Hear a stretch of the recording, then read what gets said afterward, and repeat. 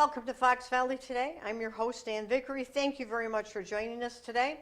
My guest today is a local gentleman. His name is Colin Sherrell. He's a contemporary artist, and he's from Oswego. I've known Colin for several years, but I've never really had a chance to talk to Colin about what he does, why he does it, and how to understand it. Contemporary art is something that maybe you're like me, a lot of people don't quite know what to expect or how to interpret. So that's why I thought Colin might be a very interesting guest, because he is an interesting person. Good morning, Colin. Thank you for coming over. Good morning, Ann. Thank you. We're glad to have you. In fact, we were just having a little discussion about this first piece, and we'll get to that. But tell our viewers a little bit about yourself and your background. Well, as Ann said, my name is Colin Sherrell. I am a third-generation artist. I grew up in Aurora, Illinois, was raised in Oswego, Illinois, and at the age of 21, I moved to Miami, Florida. While in Miami, Florida, I obtained my Bachelor's of Fine Arts and a Master's degree in Fine Arts as well. Okay. So, and then you spent some time in Miami, right? Approximately 10 years. A little less than 10 years, yeah. Okay. And during that time, what did you do? I mean, did you work on perfecting your trade, or how did you spend that time? I spent a lot of my time in school. Majority of all of everything that I did revolved around my education while I was in Miami. So that 10 years was basically for your education. It wasn't Correct. During work or...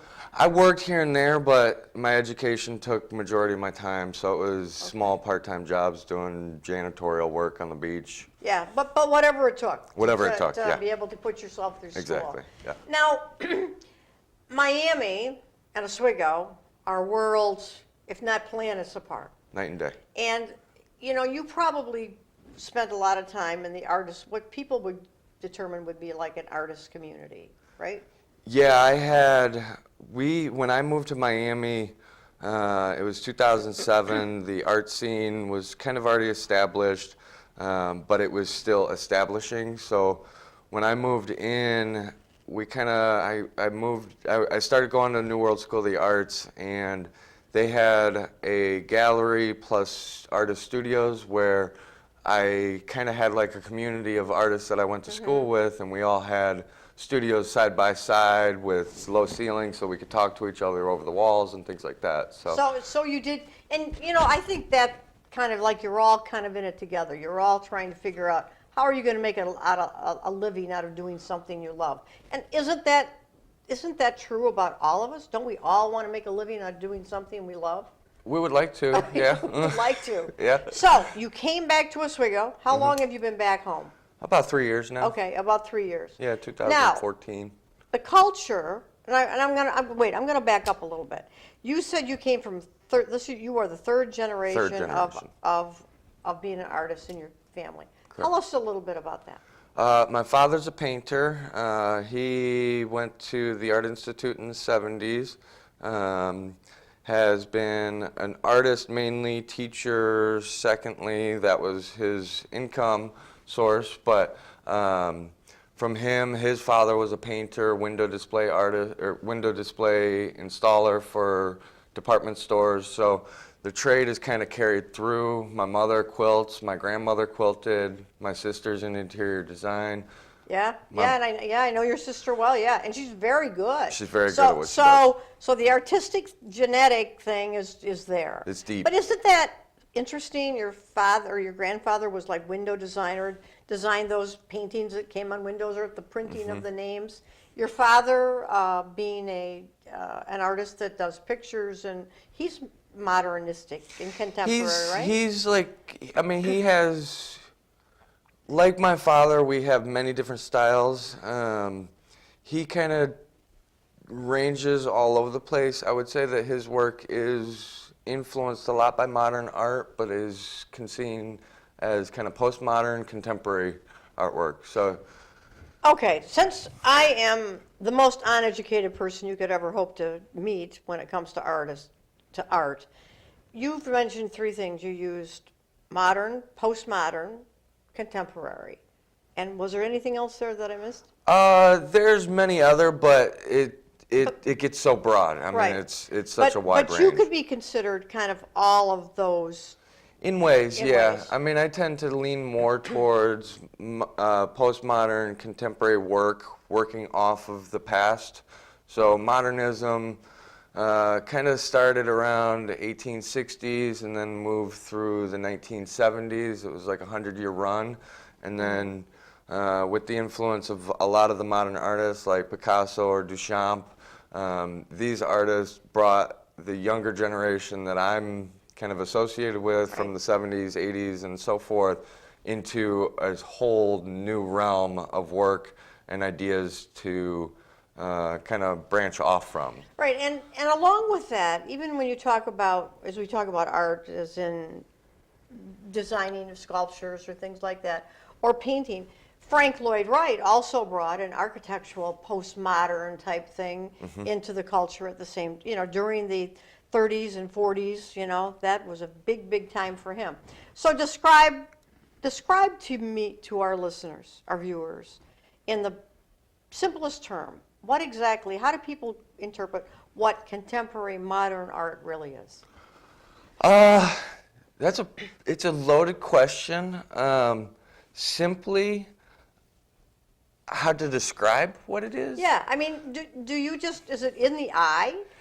A lot of it's in the eye, a lot of it's in the education, a lot of it's in looking. So, like right before the program, we were kind of talking about how people are to approach art or how they can approach art.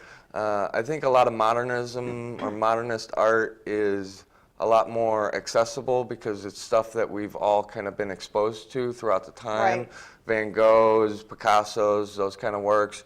Whereas contemporary art, in order to see it, you have to open books, you have to go to galleries, you have to go to museums.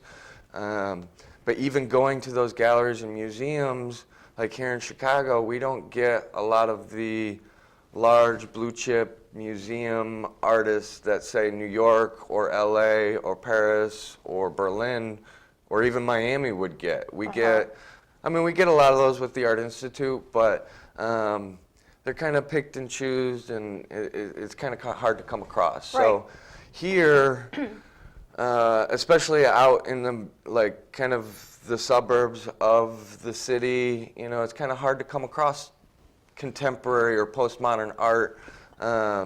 But going to the museums and the galleries in the city, you would come across that stuff a little bit more. Get a better understanding of all of that. It's hard for me to describe exactly what it is because it started in the 70s and we've been continuing through now and not really broken it down into what used to be movements, like modernism was a movement, and then came minimalism, and then so forth. Yeah, and it's kind of an evolving thing as it's to what's always popular. evolving, yeah.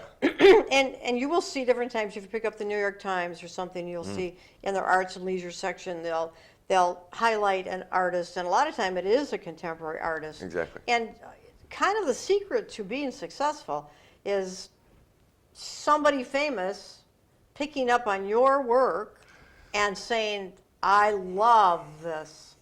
And that kind of sets off a firestorm of becoming really popular. Yeah, it's, in the arts, a lot of it's all about who you know and the connections that you receive along the way.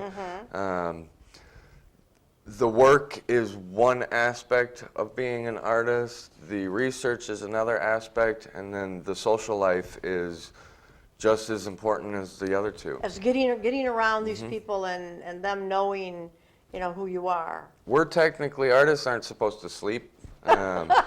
What do you do then if you don't sleep? You're thinking. You think I spend many nights up very late, 3, 4 o'clock in the morning, either in the studio, just thinking, trying to get my mind off of the daily chaos of politics and all that stuff. So, no, it's a challenge, and then just networking, just constantly looking and having shows and being able to talk about it. Now, before the show started, and this was one of the pieces we brought up here, and so I said to you, looking at this, which is a two rockers connected together, right? Correct, yeah.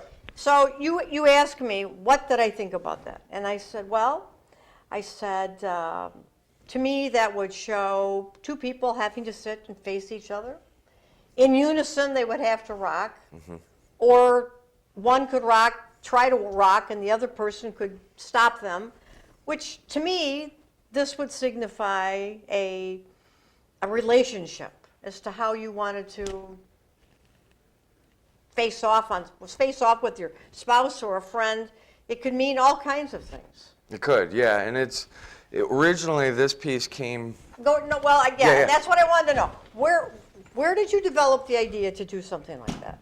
So this, for me, this was a part of my master's thesis. I developed this piece while I was going to University of Miami, and it's part of a larger series called The Union. The Union series revolved around my relationship with at the time was my fiance, and now my wife. And the rocker itself is kind of our time together, unified in one object. Growing up from the Midwest, a lot of the houses that I was kind of surrounded with were farmhouses, and actually at your house you have two rocking chairs in your front yard. So this is like a symbol I kind of see of the Midwest and growing old together, living your life together. With relationships, there's this kind of give and take, this back and forth that can be seen in rocking chairs, and especially when they're attached together, like you were saying, when one moves, the other moves, and can force one to either stop or go. And that's the same that happens in all relationships. And you know what? That's exactly, probably, you described it kind of how I would have looked at that. And I can appreciate that contemporary piece and thinking that is a relationship type piece of art. Now, why don't you put something else up here? I'll set this one off to the side very carefully, because it could take up this week's paycheck or more. So next, Believe me. I figure I'll show this. It might be kind of hard to see exactly what's going on there. Well, they can maybe focus in on it a little bit closer. Oh, there it is. Okay. So it's a mirrored birdhouse. As you can see, reflections are going around there, and it might get you on TV. That's okay.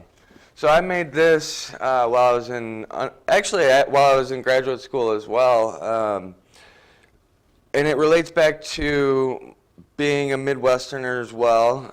I grew up in a house that had 15 trees on the property, birds everywhere. My mother loves birdhouses.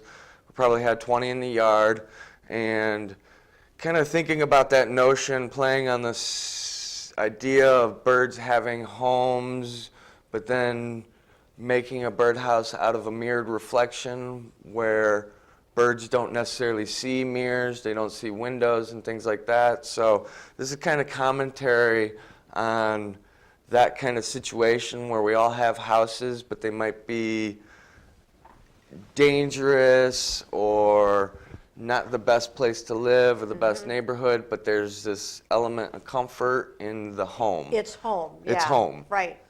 And, I think, to me, if I was to describe what I saw in that, I would say it is a home, but every day when you walk through that door, you have to really look at yourself.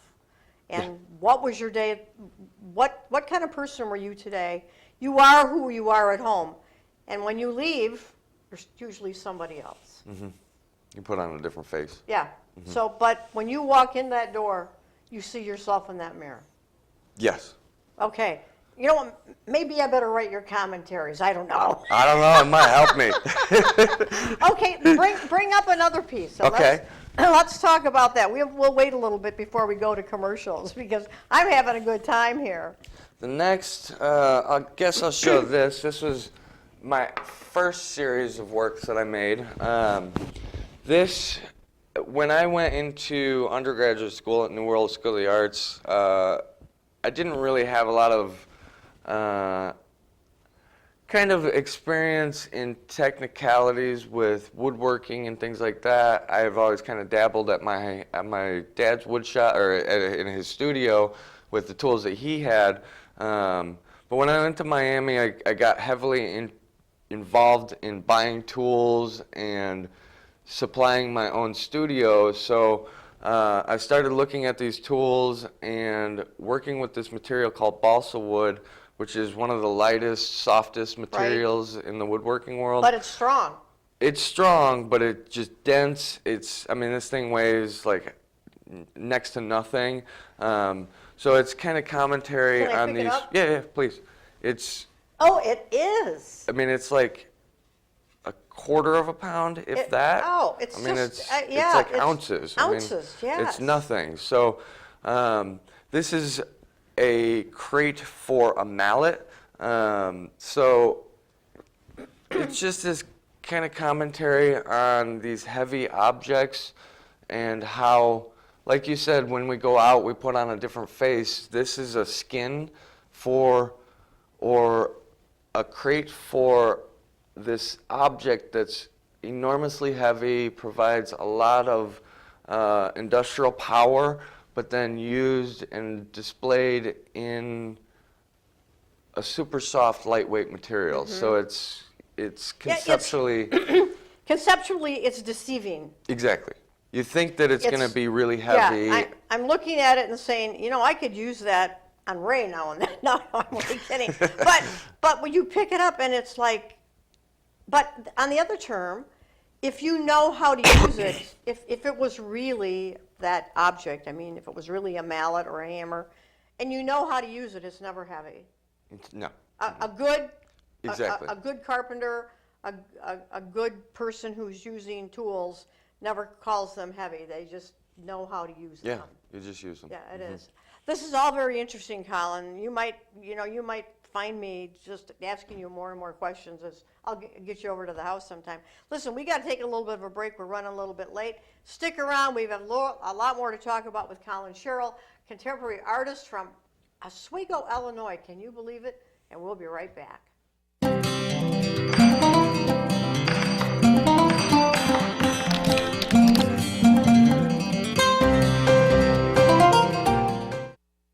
So, I just moved in with his family, and it's embarrassing.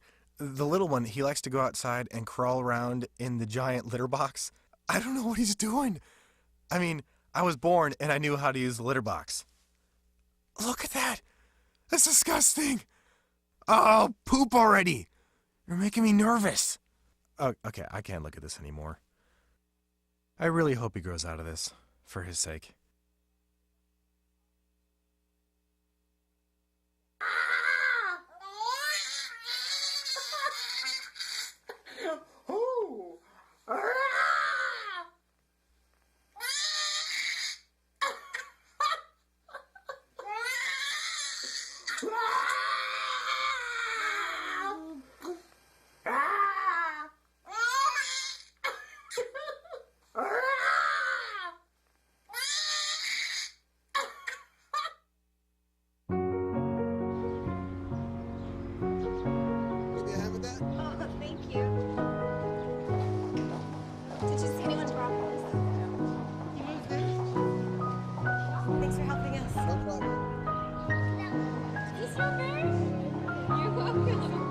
We'd do anything for kids. Yet 1 in 6 children in the U.S. struggle with hunger. Help end childhood hunger near you. Learn how at feedingamerica.org. Your son wants to get a cat, but you're allergic. Do you A, prepare yourself,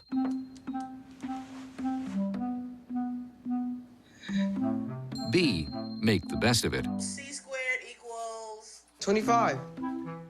Good job. or C, find a loophole? When it comes to parenting, there are no perfect answers, but that's okay, because you don't have to be perfect to be a perfect parent. Teens in foster care will love you just the same.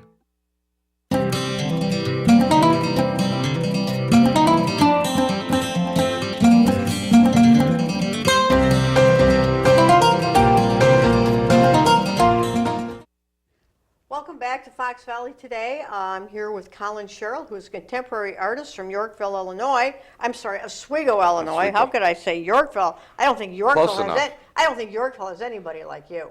There I don't think so. probably is. I don't think so. But anyway, Colin, did we talk about your current show that you have going on? Let's hit that a little bit. You have a large display. I do. Tell I me have about that. I have a solo show at the University of St. Francis Gallery in downtown Joliet. It's a show called That's Right, It's All About Me.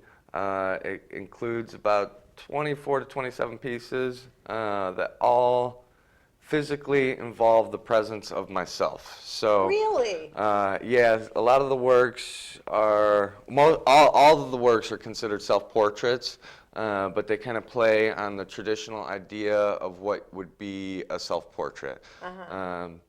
Included in the show are traditional self-portraits that my grandfather made, my father made of me, but then as well there's drawings or paintings that I made when I was a child, all the way from, I believe the earliest piece is 1988 till 2018.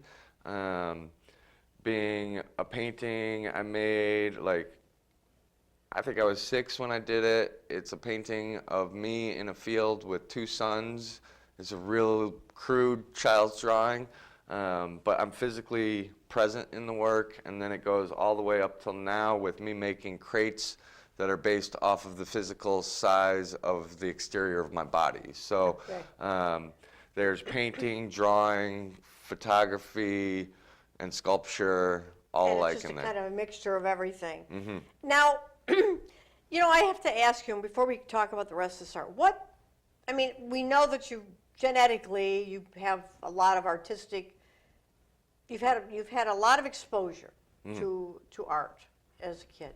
What pushed you to more of the contemporary than portraits or landscapes or a Monet Field of Flowers?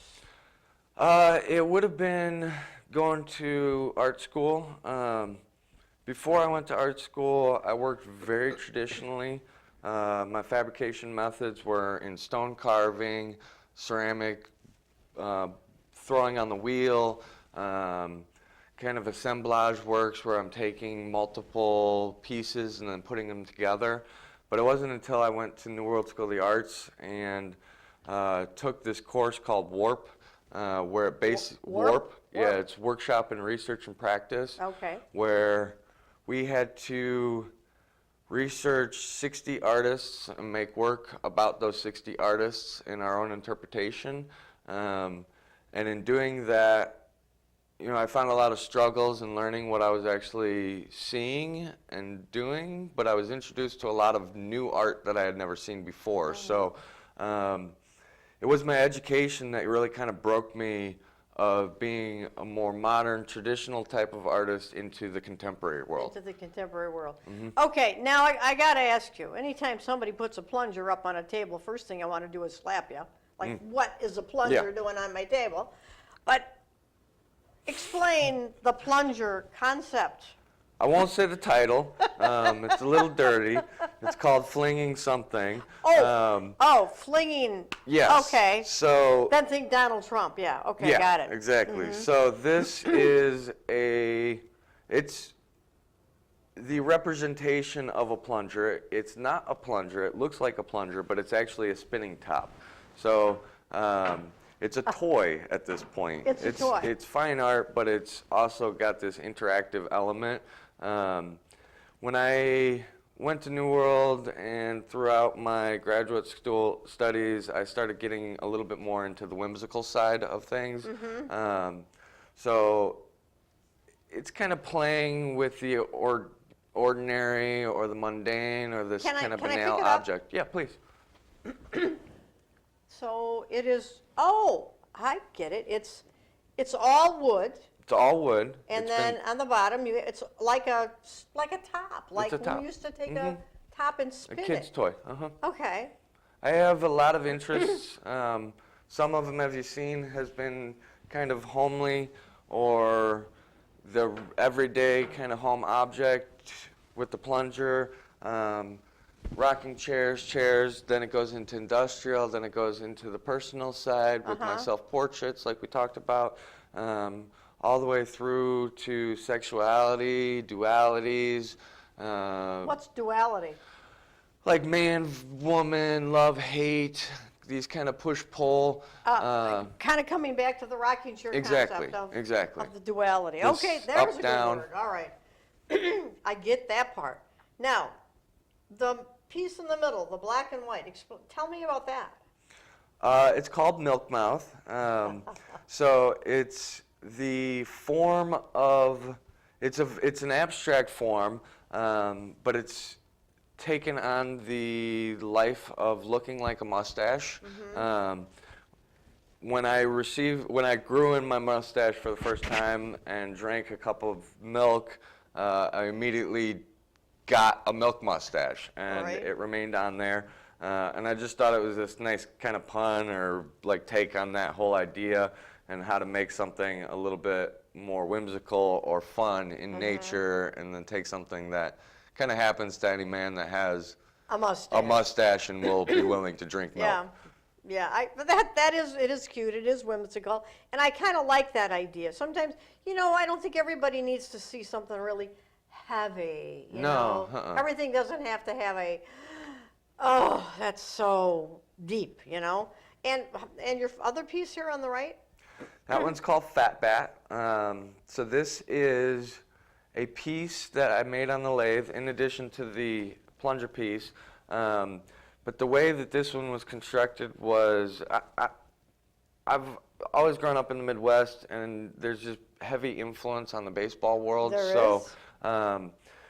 I grew up in the fields, like right down the street from the Oswego High School baseball fields. So I'm not a big baseball fan, but it's always kind of been in my life and in my world. So I did have these wiffle bats when I was growing up, and they were always bigger Big, fat than on the life end, yeah. size. So what I did here was kind of take the idea of those, those small bats that you would get at the baseball games, and they Right. might have a pen on Oh, the yes, surface of yes. them. So I took it, shortened a real baseball bat to that height, made the hitting part of the bat the width of a wiffle ball bat, made the handle the width of a real baseball bat. So it's kind of all these plays on the scale on of the a scale. real baseball Right, bat right.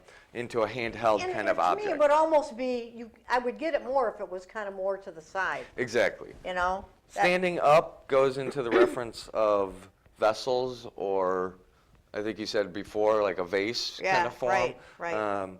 But it's just that play on form. Now, if people were interested in your art and they wanted to contact you, or how would they contact you? You can find me on Facebook, Instagram. I also have my website available, colinsherrell.com. Oh, and I see we have it across the screen there too, yeah. Beautiful. That's Okay. me. And do people sometimes ask you to create something?